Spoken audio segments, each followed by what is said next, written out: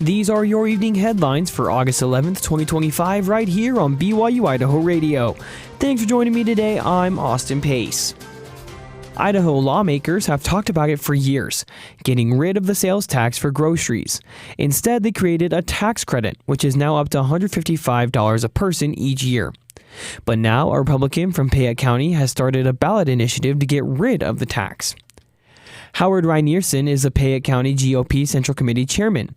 He wants to get enough signatures to put the issue on the November 2026 ballot. He cites a Mountain States Policy Center poll from last year that showed 87% of Idahoans favor repealing the grocery tax.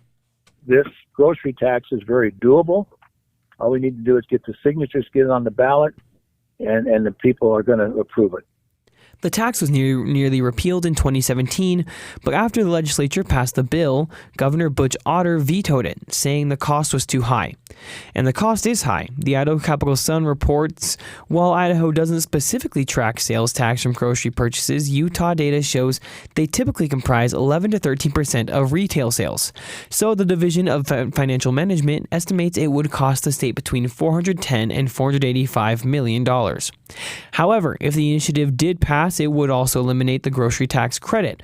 So getting rid of the grocery sales tax would cost about $200 to $230 million. To get the initiative on the ballot, supporters will need to gather about 700,000 signatures.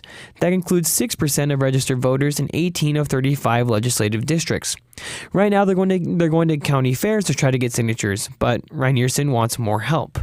And we're asking businesses throughout the state that are willing to do this, that might have somebody that, like a receptionist, that would allow the general public to walk through their doors and sign a petition. Just that simple, and turn around and walk out. And so we can gather a lot of signatures that way. If there are enough signatures gathered to get the initiative on the ballot, a simple majority of voters would have to approve it to make the change. You can learn more about the initiative at repealidahogrocerytax.org.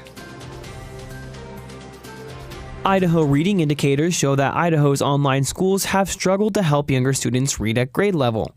Indicators show that on average, 56% of kindergarten through third grade students participating in school online are reading at grade level. The sharper decrease can be due to online schools having fewer students, so smaller numbers like 1 or 2 students not reaching grade level reading marks can create sharper declines in ratings. IdahoEdNews.org reports that 8 of Idaho's 11 online schools showed a decrease in reading proficiency from last fall to this spring. However, there is one online exception. 86% of GEM Prep online students are reading at grade level as of this spring, while no other schools have broke 60%.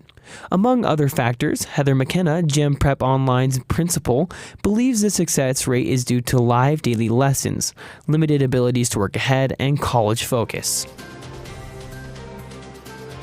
An Idaho State Senator plans to propose a new state constitutional amendment to prevent the state from selling any future public lands obtained from the federal government. Nampa Republican Senator Ben Adams plans to propose the amendment during the 2026 state legislature. Senator Adams said he began working on the amendment at the end of this year's legislative session and wants it to go to voters in November of 2026 during the general election. Adams told the Idaho Capital Sun he likes to take his family fishing on public lands and hates the idea of selling off the land. Adams said the new amendment would create a new land trust. This would mean all future new public lands obtained by the federal government would be placed into the land trust. Adams added that the amendment wouldn't change anything for roughly 2.5 million acres of Idaho state endowment lands. The Idaho Constitution already states that existing state endowment lands are managed to secure maximum long-term financial return to the state and beneficiaries.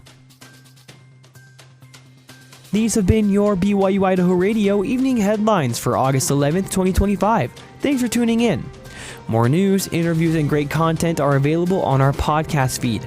Search for BYU-Idaho Radio on your favorite podcast apps. We're on YouTube, Spotify, Apple Music, and more. For BYU-Idaho Radio, I'm Austin Pace.